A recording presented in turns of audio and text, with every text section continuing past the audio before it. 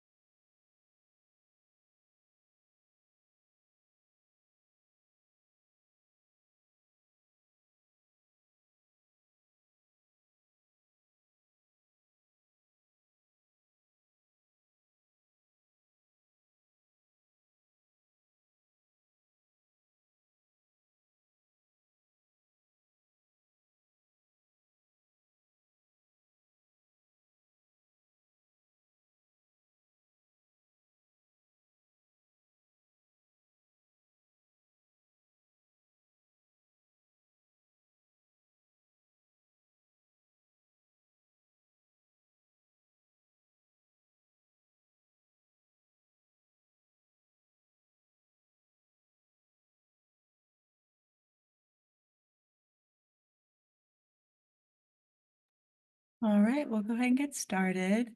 Good evening, everyone, and thank you for joining us for the first Family Sports Series of 2025. My name is Kayla Tingley. I use she, her pronouns, and I am the Graduate Assistant for Family Programs, and I'll be moderating tonight. And I'll pass it off to Camille and Mackenzie to introduce themselves. Good evening, families. My name is Camille Clark. My pronouns are she, her, and hers, and I am the Associate Director of Family Programs in the Office of New Student and Family Programs. Hello, everybody. My name is Mackenzie Nelson. I use she, her pronouns, and I'm the Assistant Director of Family Programs in the Office of New Student Family Programs. Awesome. So tonight I am joined by members of the Center for Leadership and Intercultural Engagement. Tonight they're here to discuss what their office does and how your student can get involved in this center. So we'll have pre-written questions for our panelists as well as any questions that you may have. So tonight, while they're speaking, please feel free to use the Q&A button, not the chat button, at the bottom of your screen to ask a question. The chat button will be used to show you all what questions we're asking the panelists. We also have live transcripts and closed captioning for those who may need it, and this session will be recorded and posted to our website and our YouTube channel. Cool, so let's get started. The first question I have is for you, Dr. Thomas. Would you introduce yourself, your pronouns, and what you do here at Mason? Sure. Thank you, Kayla. Hello, everyone. My name is Tamara Thomas, she, her pronouns, and I serve as the co-director for the Center for Leadership and Intercultural Engagement. Happy to be here and share space with each of you. Even though I can't see you, I feel you. So Kayla, thank you for moderating today. So with the first question, really, thinking about what our office does. Well, I'll pause. Actually, Nick, I would love for you to introduce yourself, and then I'll go into some of what we do. How about that? Sure. So hi, everyone. My name's Nick Lennon, he, him pronouns, co-director with Dr. Thomas of the Center for Leadership and Intercultural Engagement, and looking forward to talking with you all, and I'll pass it back to Dr. Thomas. Thank you, Dr. Lennon. So some of what we do, and then I'll pass it to Nick to give his spiel about some of the work that we do as well, but a little bit related to really making sure that our students on our campus are feeling respected, valued, empowered, all of the above, right? And so some of that starts with Heritage Month programming. So Heritage Month programming, some folks use cultural programming, some folks use History Month programming, but really that federal and state recognized Heritage Months for the entire campus. So we're putting on programs, initiatives, making sure that folks feel promoted, celebrated, and acknowledged for all of their different differences, whether it be based on their identities, cultures, perspectives, upbringings, etc. We also do a lot of University 100 courses and workshops. So some of your students may have signed up for some of our University 100 courses in the fall. So we'll have another one next fall.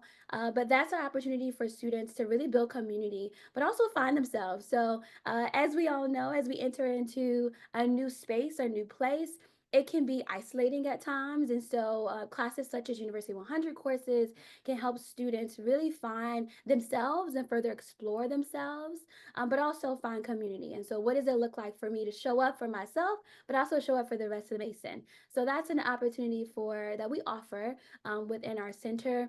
And then I'll share one more, then I'll pass it on to Nick to see what he might have to add. We also do some experiential study abroad trips. And some of that might look like taking our students domestically or internationally or globally.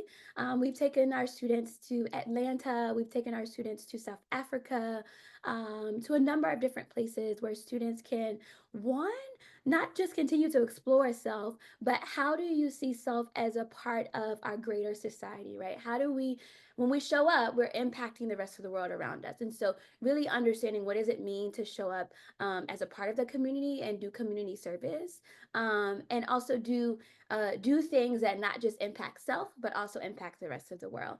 And lastly, I'll just share workshops. We do workshops, and I'll pass it to Nick to kind of share some of those workshops that we kind of do as well. Sure. Thanks, Dr. Thomas. So yeah, so some of the things that are particularly like leadership focus, I mean, we do things that kind of hit on both areas, but we have dialogues and debates to help people sort of have conversations with people who have like really different viewpoints than they do. I'll share a little bit later that that's actually one of the things that people are surprised by, but one of the things that actually most helps people develop as leaders is conversations across differences. We have a bunch of service projects. We particularly like partner with K through 12 programs and schools to do sort of things for local schools and everything, and other service days and service opportunities. Another thing that's really tied in with leadership development. We have like leadership summits and conferences, the workshops like Dr. Thomas mentioned. So we do a whole bunch of things where we'll go into student organizations or classes or just for different groups. And we do things like Leadership 101, like helping people understand like what is leadership. And I'll just kind of mention around the idea of leadership. A lot of times people think, okay, so this is for the presidents of student organizations or the head of student government and stuff. But our vision, our idea about leadership is that everyone has the potential to be a leader. So you can show leadership no matter where you are in the organization. This is not only for people who are like trying to get like the president or vice president of an organization or anything like that. Other things we do, we have like something called Active Leaders, which I'll talk about more later, which is sort of a series of workshops packaged together for a group that goes through them together. We have like an online student certificate series, leadership certificate. So we kind of try to do a mix of opportunities for people face-to-face and virtually. Yeah, I think those are the main things that come to mind now, but I'm sure other things will come up later. Awesome. Thank you both for being here. And that was an awesome spiel from both of you. Tamara, your first question, kind of how can students get specifically involved in your office? And can you also expand a bit on University 100? Great question, Kayla. So, how can students get involved? Really, you can start by coming to our office. So right now we have two different spaces across campus. One being in the Student Union Building 1, Suite 2400, and then the other being in the Hub, Suite 2400 as well. So I think just visiting our space is one way that students can get involved and find out what other opportunities exist on campus. Another way is reaching out to Nick and/or I and one of our staff members. You can find our information on Instagram, on our websites. So those are just two basic ways, but other ways that students can get involved is we have internships, we have study abroad opportunities that happen throughout the year. So we have an Atlanta trip coming up where we're going to do community service in that area for March.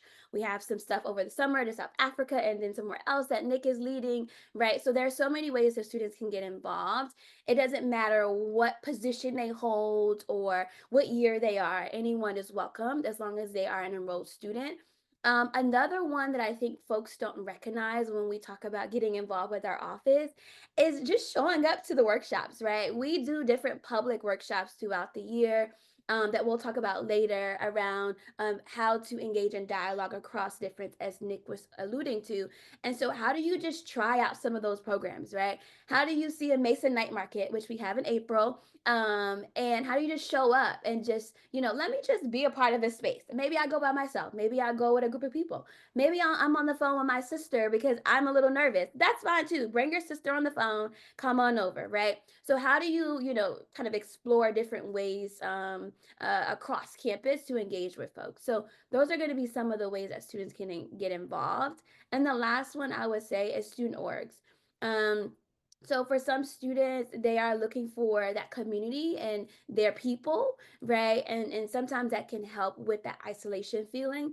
And so we as an office advise some of our cultural student organizations. And so if you're looking for spaces and places for you, for folks who may share similar identities or not, we can get you connected. So come on over and we'll get you connected. Oh, University 100 courses. You did mention that. So University 100 is a university-wide initiative, and it's so many different sections of the University 100 course. So we currently have two sections. One section is really around dialogue across difference. So really looking at students who are interested in learning the skills of how to engage across conversations and spaces where people don't look like them or don't have the same perspective as them, right? Maybe you have an opposing perspective. How do I engage and do work in the classroom and outside the classroom with students who have differences than me? So that's one thing that we are teaching in that class. And then in the other class, we have the Black Male Success Initiative. And so that is really a space for students to identify with any of those identities I just mentioned or not. Maybe you're an ally or an advocate or co-conspirator for Black men, but you are really trying to learn, what does it mean to be insert that human on campus? What do I need? Where do I go? How do I understand Mason, right? And so a lot of the students that Nick and I serve are first generation students. This is their first time on a college campus, right? And so a lot of that learning of how to navigate a space happens in University 100 courses. But don't be afraid if University 100 courses is not something that your student can do because they have a course load of classes already, which a lot of our Mason students do. They can just come on in and visit us, right? We can have one-on-one conversations and we can recreate some of those spaces in other ways that might not be academic. So let me know if I answered all of those questions, Caitlin. Perfect. That was perfect. Thank you. And some of the pro staff members in our office teach University 100 courses, so you might see some familiar faces if your student decides to sign up for one of those courses. The next question is for you, Nick. So can you talk, obviously this is a new office on campus, so how does this office combine leadership and intercultural engagement? Sure. So both of them are very complex topics, but my quick summary of it is like leadership is about collaborating with others to reach a common goal. And when you collaborate and interact with others, you need to understand different cultural perspectives, even different cultural perspectives from yourself, because we're sort of a mix of cultures a lot of times. So if we're not able to understand, like working with people who are different from us, engaging with different cultures, the intercultural engagement part, then we're just not going to be good leaders because, these days we got to work with everybody. So that's my quick summary of that, but I'll kind of share a little bit more detail. One of the things that we talk about sometimes is the social change model of leadership, and just sort of a quick thing about that one. It looks at individual, group, and societal levels. So I kind of think of like, when we talk about leadership, as sort of like a V. You kind of like starting with yourself and sort of reaching out, the groups you're part of and stuff, and then how do you make a positive impact on society? So a lot of stuff we talk about with this connection of different things is, sometimes we're having an impact. If you think like, say, environmental stuff, if you think like, okay, what we're doing here, sometimes we're having an impact on somebody on the other side of the world that we never even personally interact with. So what are we thinking about? What's the impact of what we're doing sort of broadly? So we kind of really encourage students to do that. And I think that's this natural connection between the intercultural leadership and the intercultural aspect, intercultural engagement and the leadership part.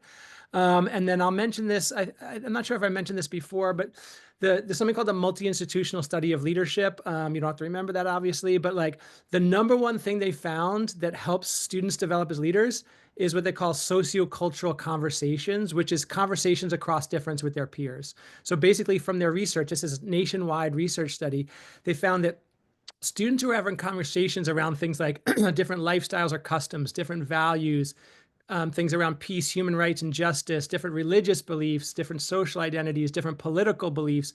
People who are having these kind of conversations are developing better as leaders than people who are not having those kind of conversations. So it's sometimes surprising because sometimes people think, okay, leadership. So that's like you're training people like how do you run a meeting and how do you kind of tell people what to do and that kind of stuff. And really, it's actually different than that because, like I said before, it's we think everyone has a potential to be a leader. It's not just for the positions and everything. And so many times you're working with people who know a lot more. Like I'm the co-director of the office, and there's people who like I supervise who know a lot more about certain things than I do. And so if I'm just thinking like, okay, I need to be command and control leadership, like that's not really going to work very well. So that's a few points around how we sort of try to blend this idea of like leadership and intercultural engagement.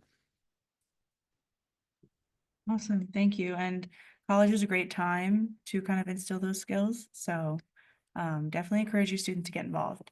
My next question is for you, Dr. Thomas. So could you talk a little bit more about what affinity spaces are there on campus for marginalized students? What is a cultural organization and certain things like that? Yeah, good question.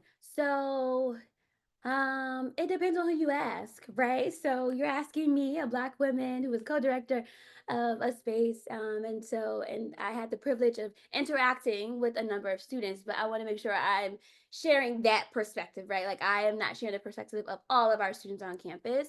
But based on the conversations I've had thus far with our students over the last 2 years, I think honestly, spaces that students have created for themselves across campus. I don't think we spend enough time talking about that there are informal spaces that our students have created for them, right? That's not organized by a department or an office or a registered student organization. And so I think some ways to encourage your students to get involved in some of those affinity spaces is to check their housing and residence life if they're on campus, right? They're on campus checking in on different floors to see who's created some of those spaces that you kind of got to talk to other people to know where it is and get to know different people. So that's one.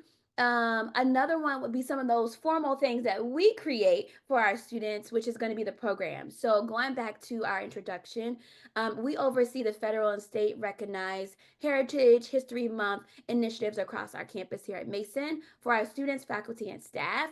And so those are going to be some of those affinity spaces, not just for the dialogue across difference, but folks who just want to see their culture up close, up personal, learn more about who they are if they didn't get that opportunity when they were at home or before they came to Mason.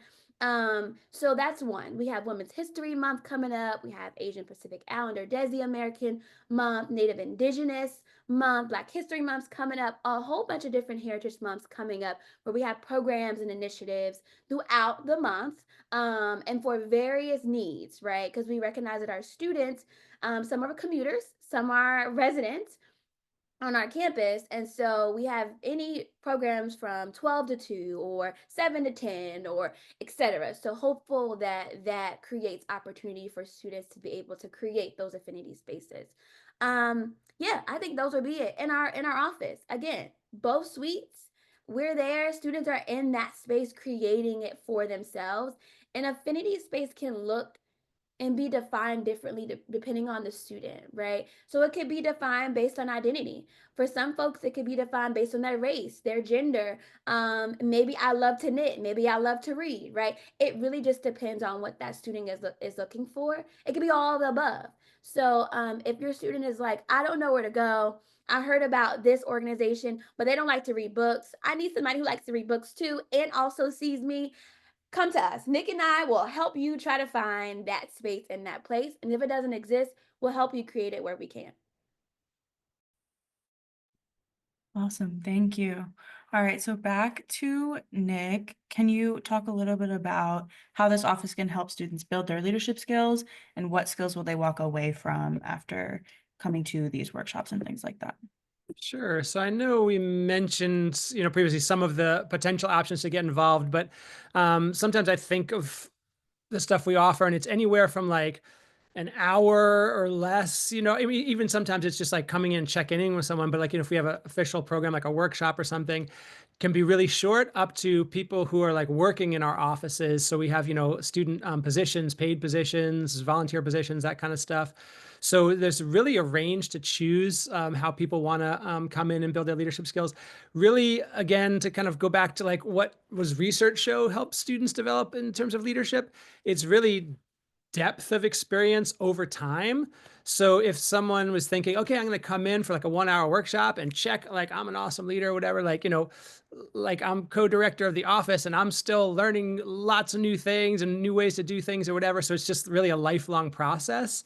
What I really encourage people to do is just kind of dip your toes in, try something out, because I think that's the biggest barrier. Because once people usually get involved and they see what the opportunities are, and then they kind of get on like the email list that we have and stuff, and then it opens up. Because sometimes people are like, at a university this large, sometimes it's hard to get through all the noise and know what the opportunities are.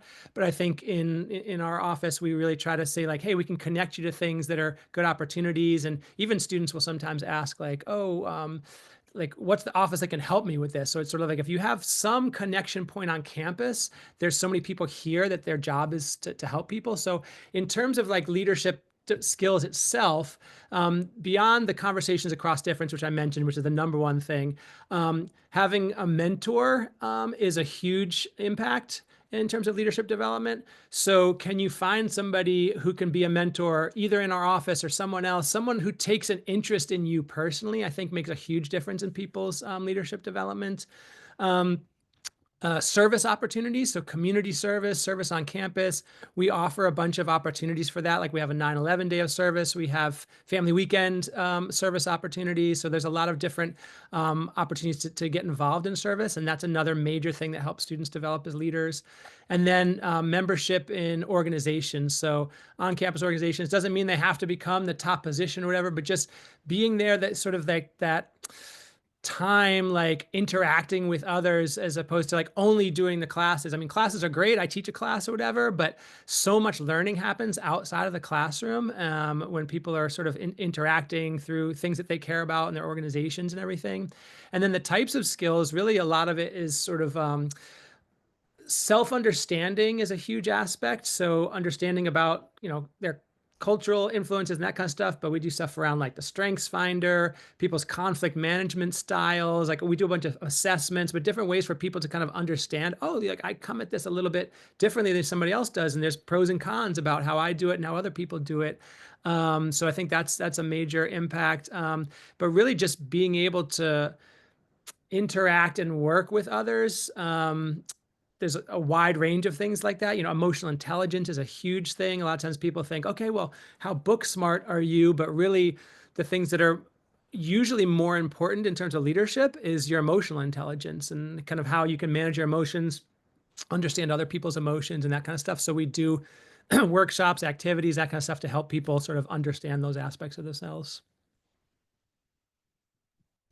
Thank you. Nick, could you actually talk a little bit about what the Strength Finder is? Sure, definitely. Yeah. So the Gallup organization, some of you may have heard of Gallup before, but they do a lot of like political polling. You might have heard the Gallup poll or whatever, but they do a lot of social science research, social poll, not just polls, but survey research and that kind of stuff. And Clifton Strengths, we call it Strengths Finder, but Clifton Strengths is basically something that they created over a long time. You can take an assessment that actually Mason pays. Usually you have to pay for it if you're not at Mason, but Mason pays for everybody with a Mason net ID, basically the front of your Mason email address, to be able to take it for free. And it gives you your top 5 talents or strengths. And it's really helpful. I find like with our team, we do a team map about like sort of where we are in different aspects of that. And it helps you kind of feel good about something you can bring and something you can offer. Some of the examples are like, you can have like empathy or strategic thinking or things like that. And I think it's something we do early on in some of our programs because it helps people see, hey, I have something valuable to offer, and it's, really focused on what's good with people, what they can do. But then they see other people have different ones in them. So the benefits of teaming up with others who have really different talents and strengths. But hopefully that's a good enough explanation generally of what it is. That's perfect. Thank you. I had no idea about Clifton Strengths before I got to Mason, so it was fun taking it for sure. Okay. My next question is for you, Dr. Thomas. So what advice do you have for student leaders of color? Ooh, I could talk for days and hours and months about that, and I'm sure y'all can too, right? If I had to pick one solid piece of advice, or maybe it's not even advice, it's maybe just a statement. Like, you're not alone. The world would have us believe that every feeling we have, every experience we have, that it's just us experiencing and feeling it. And so in an institution such as ours, that's big, right? We have commuters, we have new faces every day, new humans that we're interacting with. We can feel alone. And so the best advice that I can share is reminding your students that they're not alone, that they have community. You just got to find it, right? It's out there. And if it's not out there, you can create it, and we're going to help you create it, okay? So that's another piece. But as we talk about like you not being alone as a human supporting these lovely students, continuing to empathize with them, validate their feelings, not minimize that, yes, I'm telling you right now that students, remember that they have community, but we don't want to minimize a student coming to us and saying, I feel alone. Right? When you hear that saying, I can imagine that, right? You're coming to a new space, you're coming to a new place. Like, how do you still provide empathy and support around the feeling that they're having? And then once they share some of that, hey, did you know that this office exists to help you maybe navigate some of that emotion, right? I heard them on this day and this time. And I specifically know Dr. Thomas or Dr. Lennon or Camille, right? Like, I can connect you with these humans, give them people to connect them with and not emails. I think that could be something else as we're helping students navigate the piece of not being alone and the importance of community. Um, we can't do this life without each other, even though we all kind of try here and there. And so just reminding them of that as a student leader, that's going to be really important for them to learn and also be able to teach others as they continue to engage across their journey here at Mason. Nick, is there anything there you want to add, or you feel good about that? That was great. Perfect. Thank you. So Nick, what can family members and supporters do to support their students in their leadership positions? Sure. So, I mean, really a lot of what Dr. Thomas was talking about, but I think some of the things that we're sharing here is like if, in encouraging like, hey, try something out. I think it could be, it kind of depends a lot on your relationship with your students. So if like sometimes they might, I'm a parent myself, and like sometimes if I say something, my kids want to do the complete opposite. So depending on what works for you all to do it. But I think asking questions, I think is one of the best ways, as opposed to like, okay, you need to do this, you need to do that or whatever. But like, oh, what do you think would help you sort of like connect with others on campus or something like that? And then it comes to them and it's sort of like, oh, it feels like it's their idea as opposed to like you're imposing it or something like that. So asking questions, listening non-judgmentally, I think, stuff that I'm sure people here would know about, but just showing that we care about them. And then I think sometimes these days, what I find is that it's very easy for people to isolate themselves because of conveniences, honestly. Like you can order your food to your room, you can just be on social media, that kind of stuff, with only people who have the same viewpoints as you and that kind of stuff.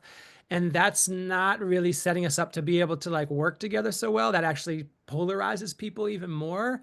So whatever you can do, however it works for you, a lot will depend on your relationship with the student and everything. But ways that you can find, either asking questions or something to like help them make that connection and encourage to get connected, because again, there's so many people who like they get to their senior year, or even for, I don't know if there's parents of graduate students also and stuff, but like they get further along, like I had no idea there was all these things that I could get involved with and all these resources, and now I want to do it real quick before I'm out of here, and I don't have, my student fees are already paying for this stuff, so take advantage of it. I think that's the main suggestion. Awesome, thank you. Tamara, we're back to you. So with it being a new office, are there any new programs that students can look forward to, or new initiatives, or what's cooking in the new office? What are we cooking? What we baking up? Seasoning. We still doing it. We baking. We got it on 475. Excuse me, 425. Okay. Maybe 250. Maybe it's a little lower than that because it's taking some time, right? But we have a lot that we are doing, right? And we're doing it intentionally and strategically. We find that when you move too fast, you make mistakes, and we're going to make mistakes regardless. But as we think about this new office, what new programs that we have, more to come. At this point, though, our approach has been, we're excited, right? We're excited to continue to get to know each other and learn about each other's work. So this year has allowed us to really be immersed in each other's work and learn more about the core of what drives us and the students that we serve. So I would say beginning of next fall, students will start to see some newer, even more improved, additional programs that we have. So because we have more personnel that can come together and create some creative ideas, so more to come there. But I do want to say that we have some already amazing programs and initiatives, right? Some of the things that Nick has shared for folks to get involved in, and one that I forgot to mention that Nick kind of talked about with mentorship is our Black Male Success Initiative mentorship program, which is an initiative that is actually driven by Gregory Washington, our president. He created that initiative when he first came to Mason, but really centering the retention and academic success needs of our Black men, where we know nationally their retention rates have been on the lower end. So with the Black Male Success Initiative, students are able to get connected with a mentor or someone who is in a higher grade than them, or someone who's in the same major as them, and be able to have someone to support them one-to-one throughout the year. And we're going to further expand that mentorship program. And that's one program I can see us continuing to expand upon this merge, not just for Black men, but folks with other identities, whether it be race, gender, perspectives, right? So that's something that I think for sure we'll see more of. Awesome. So the next question I have is kind of, both of you can answer it from your different perspectives. So how does your office and Mason as a whole encourage civic engagement? And if you could also explain more about the Dialogue Across Difference initiative that you guys are doing and things like that. Sure, I can start off, and then Dr. Thomas, feel free to jump in. But in terms of civic engagement, so not just our office, but there's actually an office called the Office of Community Engagement and Civic Learning, which goes by the acronym CECL. So sometimes we'll partner with them, but that's another, because some of the stuff we're talking about, our office tonight, but there's a lot of other offices who do stuff around these areas. In terms of some possible options, we mentioned some of them before, but the service days. So some of the partnerships we do, like say for the 9/11 day of service, local area animal shelters, people are doing like service hours at these places, Potomac Assisted Living Center, university sustainability and the campus gardens, blood drives. So there's definitely a bunch of opportunities where try to connect with things that are sort of in the local area. So people are not just in this island on campus or whatever. The other thing I mentioned earlier, the K through 12 partnerships that we do. So we bring elementary school students to campus for like a leadership conference, basically.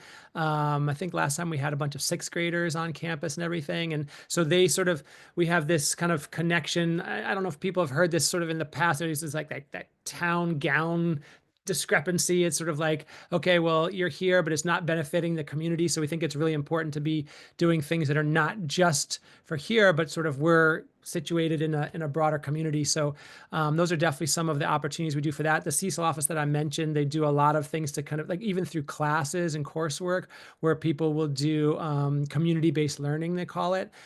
So they're sort of going out and doing things. So there's definitely a lot of opportunities for that. And then the dialogue across difference. So that's sort of University Life is partnered with a bunch of other areas. So our office is part of University Life. For those of you who know, like the student affairs side and the academic side, but we all kind of interact. But the dialogue across difference has been a major push that we've been trying to do, particularly because some of the stuff we're talking about before. The research shows it's important for leadership development.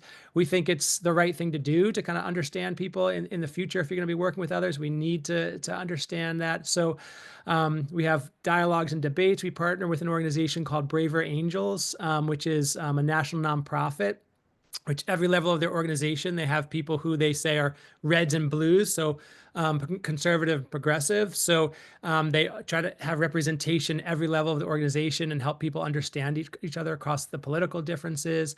I do a workshop called Bridging Differences, Increasing Understanding, which is all about helping people, not just, it's not only political, but any kind of differences. How do we come up with questions to ask other people? So we kind of are going in with curiosity and learning from them. And if we go in trying to change somebody's mind about something, there's a whole book, How Minds Change, if anybody's interested, which that actually doesn't usually work. If you're throwing facts at people like on social media and be like, oh, and people know you're trying to change their mind, it doesn't really work as well that way. But if you show an interest in the person and like, help me understand, like, how you believe this, and they feel like you care about them as a person first, and then you want to know their perspectives and everything, then their wall comes down and they want to hear your perspective also. And then you're much more likely to be able to kind of have a back and forth as opposed to, oh, you're just trying to change me, like my wall's going up and everything. So the dialogue and difference, we're trying to do a lot around that because it's hard, right? It's hard to talk to people who have significant differences than you. So, and not everyone was choosing to do it. So we're trying to like encourage people like, why is this important? How this can benefit yourself, society, and that kind of stuff. Because it's a really difficult, like, I make mistakes all the time. I say stupid things and I, stumble over what I'm supposed to be doing. But really that motivation of like, hey, we need to learn from each other. And that's not to say you should be having a conversation with, somebody who's like trying to do some like pretty evil stuff. But I think we overgeneralize, like just because somebody is part of some group or this political viewpoint or whatever, that doesn't mean they're all like evil or something. It's sort of like, is there something that we can learn from them? Which is, again, not to say that there aren't some like people doing some terrible things out there. So maybe we don't want to necessarily bridge with the extremity there, but not everybody is at the extremes. So. And the piece of right, like Nick, I love that you said that we're human. And so with that, we're gonna make mistakes. We're gonna get it right. Sometimes we're gonna ask the wrong questions. We're gonna get activated or triggered.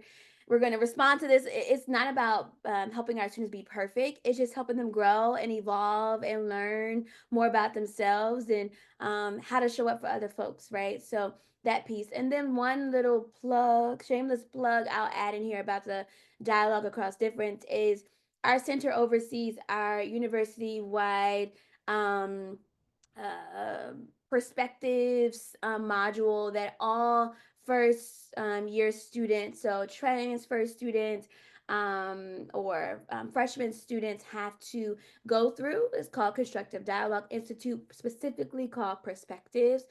If your student has not talked about that yet to you, you haven't heard that before, please, when you get off this call, just say, hey, have you done everything you were supposed to do before you started?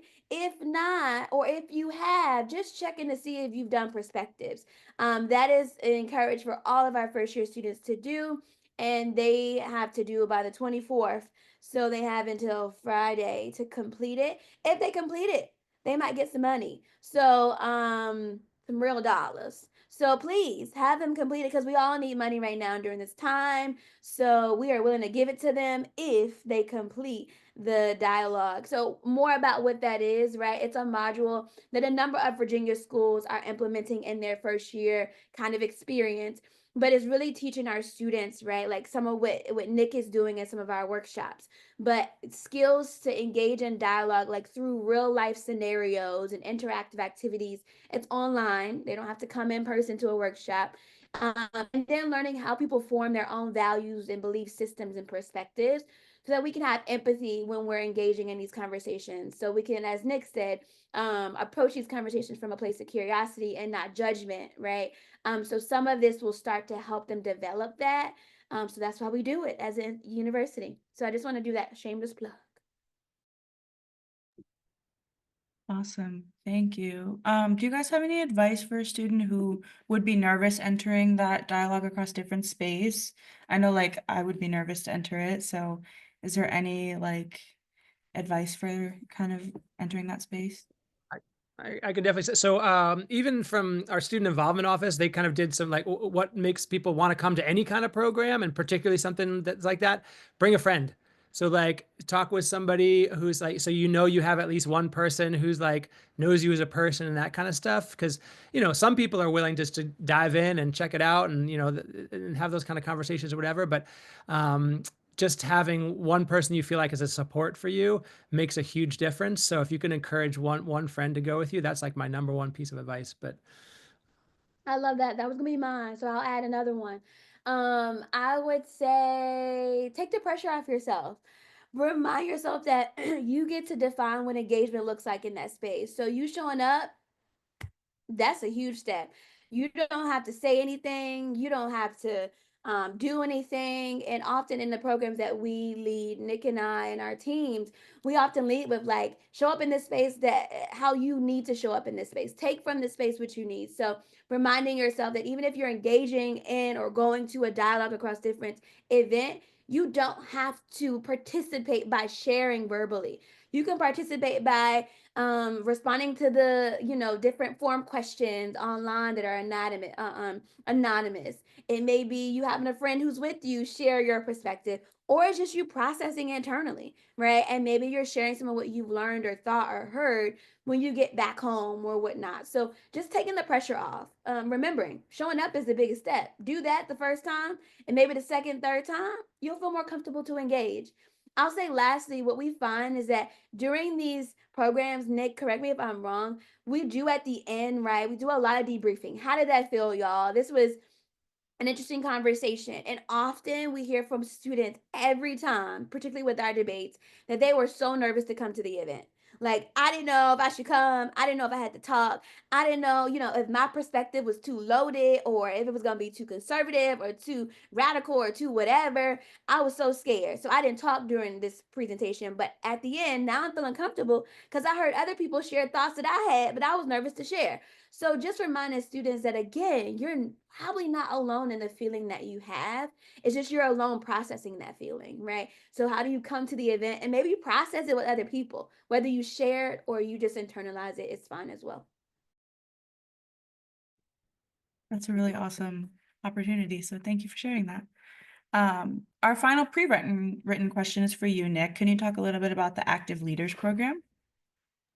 sure, definitely. And I'll mention and also a plug for Dr. Thomas, because Dr. Thomas is one of our facilitators that comes in. So it's basically in the fall semester, a series of 10 different workshops on Fridays from 10 till noon, open to any student, any Mason student, undergraduate, graduate, any level. It's supposed to provide a more advanced leadership opportunity, but it's like there's no prerequisites. There's no reading, there's no homework. So it's not, it's not for credit or anything. Anybody can sign up for it. And it's been like a really powerful program. We had 35 students complete it this past year. So completing it means you have to come to 8 out of the 10 sessions. And one of the things about it that's powerful is it's a cohort. So it's a group who comes back together each week. So their guard kind of lets down over time. They'll be like, okay, like now I know some people. And like it's very interactive. It's not lecture. So sometimes people, okay, it's like us standing up there, like lecturing about stuff. They move around. They're in small groups. They're filling out assessments like the strengths thing we talked about earlier, conflict management styles. So it's really, we make it fun and interactive. No home. Yeah. So it's like really discussions. They really feel like they come out of it like knowing some other people and having friends. I mean, one of the main goals of it is just to make some friends, you know, some people who are new. So it can be from first year students all the way through PhD students. And it just works well because the stuff that we're doing is applicable really to anybody. So it's like understanding yourself, learning how to work with others, and all about trying to make a positive difference in society, a positive impact. So just in terms of some of the topics, we start off with Leadership 101 because there's a lot of misconceptions. Like, what are you talking about with leadership? Kind of like I mentioned earlier, that it's not just about a position of power. And actually, I'll mention this. The quickest way I get to that, just for you all to kind of think in your head, like, how many of you all have been in a group or an organization where the members showed better leadership than the person who is in the position of power?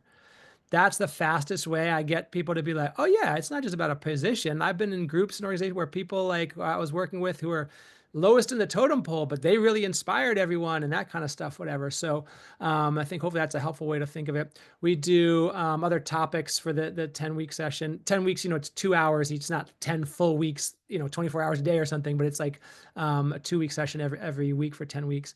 Clifton Strengths, we do stuff around values and ethics. We do resilience, community engagement. So someone from the Cecil office we were talking about earlier comes in, emotional intelligence. Dr. Thomas comes in, does stuff around intercultural leadership. We do stuff around bridging differences and conflict management, goal setting. So a whole bunch of kind of curious about what the topics are. But that's only in the fall semester, but that's a really easy one for people to come to. And it's just, they just got to commit to coming to a certain number. But again, the depth of it, you know, if you just come to one workshop, that's great and that's good. But like if you have this group that you're going through it with over time, I feel like it's even more powerful. Awesome. Thank you. So we've got a Q&A question from the chat. So what brought about this office and how is it different from the DEI office? Great question. And there was another one that I mistakenly put answered, but I didn't. We didn't, but we did answer it in the chat. But so for that question, what brought this office about? So this office is a result of our students, right? Our students demanding that their needs be met. And so this is not unique to Mason. This is has been a national, international movement for decades, right?